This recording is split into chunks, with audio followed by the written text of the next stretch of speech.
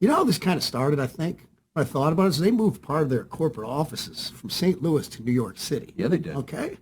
Then they start hiring these Ivy League progressive, people to work for them who don't know about working class people or middle America in this country. And I'm Unhappy like, women, yeah. and so somebody wasn't watching the hen house. They're riding high and mighty as number one, and a fox gets in. Yes, it was a mistake. So do I want to hold their head underwater and drown them because they made a mistake? No, I think they got the message. Like, hopefully other companies get it too. But, at the end of the day, I don't think the punishment that they've been getting at this point fits the crime. It's like I would like to see people get us back on board and become bigger because that's the America I want to live in. So this is the new talking point. This is the new meta. And it's all happening all of a sudden. Like, this is not a gradual thing where some people were saying, hey, you know what, maybe give Bud Light another chance. No, like, all of a sudden you have these high-profile individuals within a couple of days from each other going on Tucker Carlson and say that, oh, well, they did an oopsie. Oh, enough is enough. I mean, we should stop punishing them.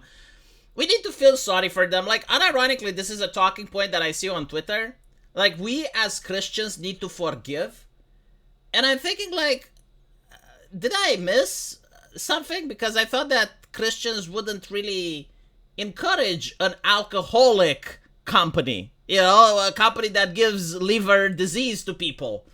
Like, if you're a Christian, I think, like, being in favor of a company that makes people drunk isn't really very virtuous. But again, like, what do I know? I understand that most Catholics have a very progressive pope right now, so maybe it is part of the new Christian tenet to support beer companies. But it's not even that. It's like, it's one thing when you are a Christian and you want to help a person that is homeless, it's the middle of the winter, and you go and give them a blanket, versus feeling sorry for a multi-billion-dollar conglomerate that sells alcohol to people. So anyway, apparently Tim Pool has been swayed by this. And in this video, he wasn't talking about Civil War or World War III. No, he was talking about the culture war. Let's hear what he had to say. I mean, Kid Rock coming out and saying this, he's effectively ending the boycott, at least as it pertains to him, not to you. And my position, we talked about this in great deal yesterday, is that we should take a PR victory, declare victory, and that's it. I love when I hear a right-winger use the word we should, we. Doesn't sound very, like, why can't you say, like, I think, I believe, why is it we should, we, And it's always we when I have to do something, right? When is it we when you have to do something for me? It's always we when I have to change something that I'm already doing, right? Interesting, isn't it? We won. But there are many people who are calling for the destruction of Bud Light as a brand. They say never again. Others say, I will drink a Bud Light, but only when they apologize.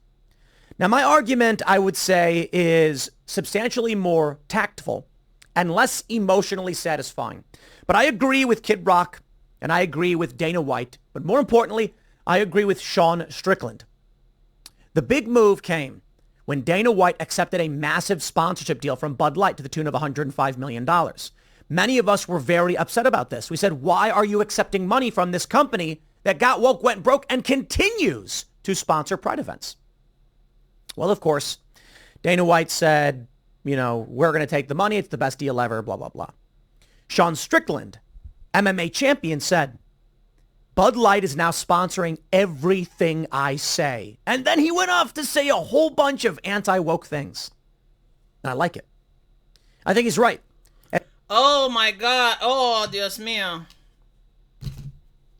Okay, so for the first time ever in the history of mankind, I get to notice a grassroots boycott. The actual peasantry get to decide that enough is enough, right? Like, this wasn't the banks deciding to cut ties with Bud Light. This wasn't PayPal deplatforming Bud Light. This wasn't the suppliers deciding, no, we're not going to give Bud Light the requirements so that they can make beer. This wasn't the government taking away Bud Light's license. No, it was the peasants, for once, the average people, who saw the lady of marketing that they hired calling them fratty and out of touch. And people said, you know what? If she believes that, if she genuinely believes that our way of life is fratty and out of touch, then she can sponsor her way of life with her money. We're not going to buy this beer anymore.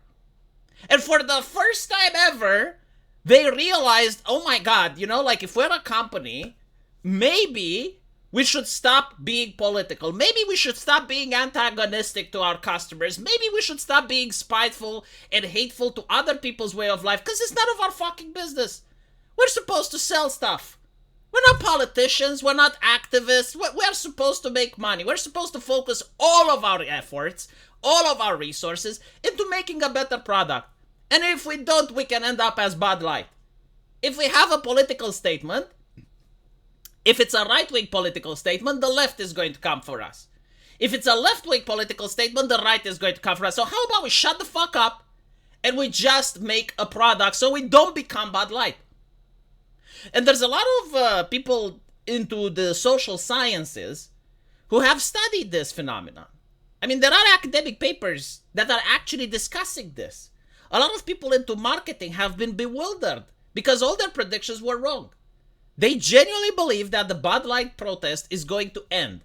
It's going to cost them a couple of millions of dollars, but for a company the size of Anheuser-Busch, is definitely something they can manage. And it's a bad PR thing, but it's going to go away. It didn't. The peasants were upset for once. And those people are still following. They're still trying to see what's going to happen. And if the answer is that if you piss off the peasants, all you have to do is to give a couple of hundreds of millions of dollars to some talking heads, to some opinion influencers, and it goes away, then this would be a cultural victory that didn't happen. Because you're telling to other companies, hey, be as antagonistic as you can towards the peasantry. They're not going to complain. They're not going to do shit. And if they do something bad, if it just happens, give $100 million to some fighting event. And that's that. In the meantime, keep pouring money into wokeness, keep financing left-leaning activism. But like just this one time, give some money to the right-wingers so they shut the fuck up. The problem with Bud Light isn't that people don't like the product or that people were upset. The problem is that their brand has been devastated. Their brand is negatively associated the same way that the Trabant car was associating itself with communism. Like it was so bad that when in East Germany, when someone saw someone driving a Trabant, there was social stigma attached to that. Like people would sell the Trabant just so that they can buy any other car. And it wasn't Trabant's fault, by the way. It was simply that people were associating the image of that car with communism. And now when they see Bud Light, they're associating that image with the arrogant HR lady that calls them fratty and out of touch.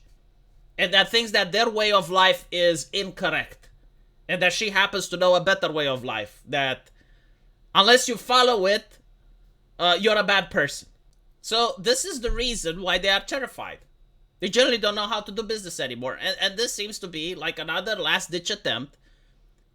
And it's everything they do except for apologizing. They could have apologized at any point if they would have addressed the issue. If they would have came out, because like Kid Rock is saying, well, you know, they have like these women in HR and they don't know that they're disconnected from the public. If they would have came out and would say, yeah, you know, this is the marketing campaign of an HR lady, like we wish we would have gotten on top of it sooner. We do not stand for what happened, blah, blah, blah. Right? If they would have done that, it would have been different. But they refuse to do this. Even up till this day, they refuse to acknowledge why people are upset. They refuse to apologize.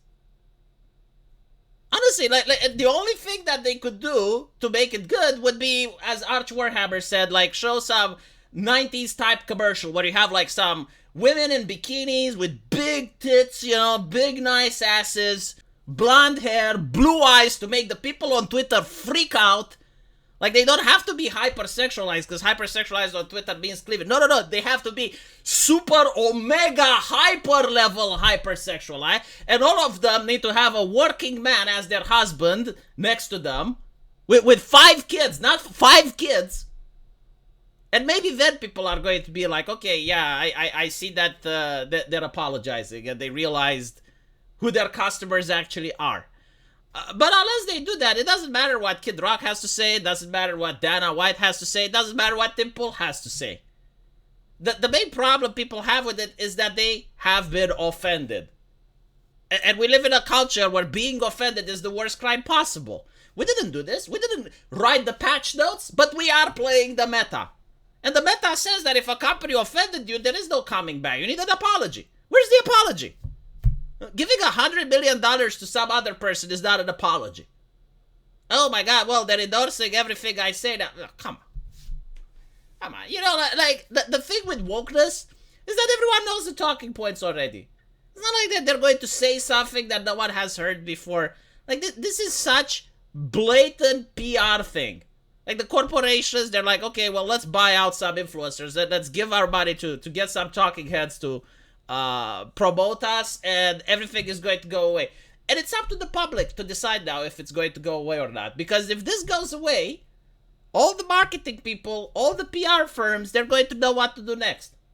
When there's going to be, like, another Bud Light in the future, they're going to be like, okay, well, just wait a little bit, and then we pay off such and such, and all of this goes away.